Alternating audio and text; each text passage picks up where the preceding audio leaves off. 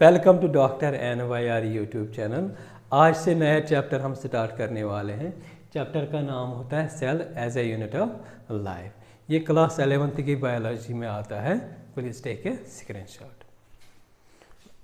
सबसे पहले हम देखेंगे सेल क्या होता है। सेल होता है स्ट्रक्चरल, बेसिक स्ट्रक्चरल और fundamental unit of living organism. जितने भी लिविंग ऑर्गेनिज्म हो ना, चाहे वो माइक्रोब्स हो, प्लांट्स हो या एनिमल्स हो, इनका जो बेसिक स्ट्रक्चरल यूनिट जो होता है ना, फंडामेंटल यूनिट, मतलब फंडामेंटल यूनिट का मतलब क्या होता है, जो मकान होता है ना, घर होता है, इसका जो फंडामेंटल चीज़ जो होती है वो ब्रिक होती है। इसी तरीके से अगर हम इन लिविंग ऑर्गेनिज्म की बात करते हैं ना, प्लांट्स, एनिमल्स, इनका जो फंडामेंटल यूनिट जो होता है उसको बोलते हैं, उस यूनिट को बोलते हैं सेल। तो सेल जो होता है, अगर हम देखेंगे इसकी डिस्कवरी जो होती हैं, इस पे अगर हम बात करेंगे, डिस्कवरी में अगर हम देखेंगे, पहला साइंटिस्ट आए थे एंटोनी लीवनहॉक। ये पहला साइंटिस्ट थे जिन्होंने लिविंग सेल को डिस्क्राइब किया। मतलब यहाँ पे जो लीवनहॉक आए थे ना, उसने जो पहली सेल जो डिस्क्राइब करा वो थी एनिमल सेल, और वो एनिमल सेल क्या थी, लिविंग सेल। तो दूसरा इम्पॉर्टेंट फीचर क्या है, जो प्लांट सेल थी, प्लांट सेल को डिस्कवर किसने किया, रॉबर्ट हुक ने। इसने क्या किया है, रॉबर्ट हुक ने, इसने एक लकड़ी जो होती है, ब्रांच जो होती है, इसका जो कॉर्क होता है, जो डेड पोर्शन होता है ना ब्रांच का या किसी स्टेम का, तो वो कॉर्क लिया इसने, ठीक है ना। तो इसमें एक सैंपल ले लिया, इसको थोड़ा सा सैंपल अच्छे से बना के इस सैंपल को क्या किया है, अंडर माइक्रोस्कोप देखा है।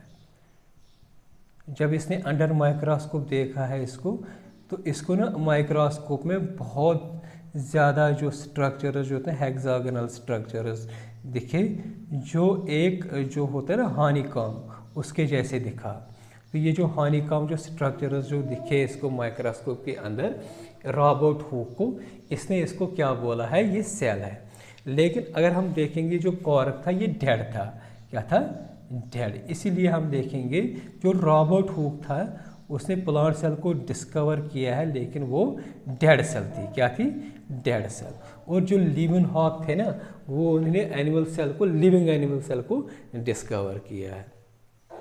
जब हम प्लांट की मॉर्फोलॉजी के बारे में हम पढ़ते हैं ना, तो उसको बोलते हैं, जब हम एक्सटर्नल फीचर्स पढ़ते हैं प्लांट के, उसको बोलते हैं मॉर्फोलॉजी। इसी तरीके से जब हम सेल के बारे में पढ़ते हैं, सेल की स्टडी, सेल के पूरा जो स्ट्रक्चरल फीचर्स होते हैं, मतलब सेल के बारे में हम कंप्लीटली पढ़ेंगे, उसको बोलते हैं साइटोलॉजी। तो अगर हम देखेंगे साइटोलॉजी जो होती है, ये होती है स्टडी ऑफ सेल। तो इसका जो फादर होता है साइटोलॉजी का, उसको रॉबर्ट हुक को कंसिडर किया जाता है साइटोलॉजी का फादर। इसके बाद आता है इम्पॉर्टेंट टॉपिक, वो होता है सेल थ्योरी। सेल थ्योरी जो होता है, दो साइंटिस्टों ने मिलके दिया है, एक का नाम है शेल्डन, दूसरा का नाम है शिवान। इसलिए इसको कभी कभी क्या बोलते हैं, Schleiden Schwann theory, Schleiden and Schwann theory, cell theory. Schleiden क्या थे, ये जर्मन बॉटनिस्ट थे। शेल्डन जो थे ये क्या थे, ये किस पे काम करते थे, प्लांट सेल पे, ये जर्मनी के रहने वाले थे। और शिवान जो थे ये एनिमल सेल पे काम करते थे। तो उन्होंने ये जो सेल थ्योरी जो दिया था ना 1839 में। तो अगर हम देखेंगे ये शेल्डन और शिवान जो थे ना, तो इन्होंने फॉर्मुलेट किया इस सेल थ्योरी। तो शेल्डन और शिवान ये जो थे दोनों साइंटिस्ट, उन्होंने क्या बोला है, ये जो सेल्स जो होते हैं, शिवान ने बोला है ये सेल्स जो होते हैं एनिमल सेल्स, इन्होंने रिपोर्ट किया है थिन लेयर, जिसको बोलते हैं प्लाज्मा मेम्ब्रेन। मतलब एनिमल सेल में क्या होता है, जो आउटर मोस्ट लेयर जो होता है, इन्होंने क्या बोला, ये एक थिन लेयर होता है, क्या होता है, थिन लेयर। तो इसको आजकल क्या बोलते हैं, प्लाज्मा मेम्ब्रेन। तो इसी तरीके से जब हम शेल्डन की बात करते हैं जो प्लांट सेल पे काम करते, इसने बोला जो प्लांट सेल जो है इसकी जो आउटर कवरिंग जो होती है वो क्या होती है, सेल वॉल। तो इसके कुछ पोस्टुलेट्स होते हैं, दो पोस्टुलेट्स होते हैं सेल थ्योरी के, जो इन्होंने बोला है उस टाइम पे। तो वो पोस्टुलेट्स क्या है, इन्होंने बोला है कि ये जो लिविंग ऑर्गेनिज्म हो, चाहे वो माइक्रोब्स हो, प्लांट्स हो या एनिमल्स, ये बने होते हैं सेल्स के, ठीक है ना। और उसके साथ साथ क्या बोला है, सेल्स के बने, दूसरा क्या होता है, सेल्स के प्रोडक्ट्स। मतलब एक तो सेल्स के बने हुए हैं, दूसरा क्या होता है, सेल के प्रोडक्ट। सेल्स के प्रोडक्ट्स का मतलब क्या होता है, जब बहुत सारे सेल, मतलब एक सेल, दो सेल, तीन सेल, चार सेल, ये जब कंबाइन हो जाएंगे ना, ग्रुप हो जाएंगे, तो ये क्या बनाएंगे, टिश्यू। तो टिश्यू क्या हो जाएगा, फिर आर्गन बनाएगा। इसी तरीके से आर्गन क्या बनाएगा, आर्गन सिस्टम। तो इसका मतलब क्या है, सेल के जो प्रोडक्ट्स थे वो यही थे। सेल को मतलब बहुत सारे सेल जो कंबाइन होकर टिश्यू बनाएंगे, टिश्यू के बाद जो होता है आर्गन बनेगा, आर्गन के बाद बनेगा आर्गन सिस्टम। दूसरा इंपॉर्टेंट पोस्टुलेट क्या है सेल थ्योरी का, नहीं बोला, सेल जो होते हैं structural as well as functional unit of life. ये स्ट्रक्चर मतलब सेल जो होते हैं ये एक लिविंग ऑर्गेनिज्म का स्ट्रक्चर भी डिटरमाइन करता है।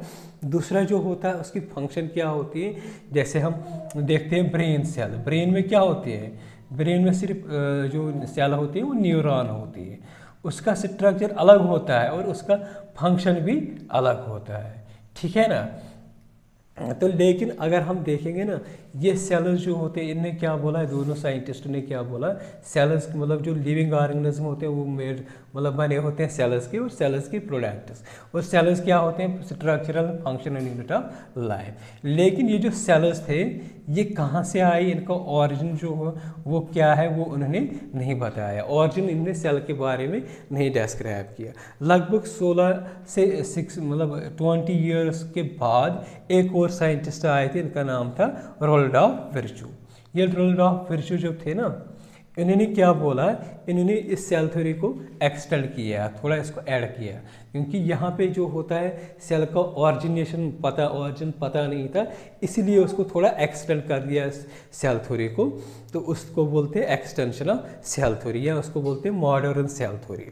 तो इनने क्या बोला, ये जो शिवान जो आए थे, इन्होंने एक स्टेटमेंट दी थी, उन्होंने बोला ओमनिस सेलुला ए सेलुला। ये जो ओमनिस सेलुला ए सेलुला जो है ना, ये लैटिन लैंग्वेज में है, लैटिन लैंग्वेज में। तो इसका अंग्रेजी में क्या मतलब होता है, all cells come from cells. इसका मतलब जो होता है जितने भी सेल्स होते हैं वो दूसरे सेल से आते हैं, मतलब प्री एग्जिस्टिंग सेल से होती है। मतलब ये सेल है, ये सेल क्या करेगी, एक सेल फॉर्म करेगी, और ये सेल जो नहीं इसी मतलब दूसरे प्री एग्जिस्टिंग जो ऑलरेडी एग्जिस्ट होते हैं उससे फॉर्म होती है।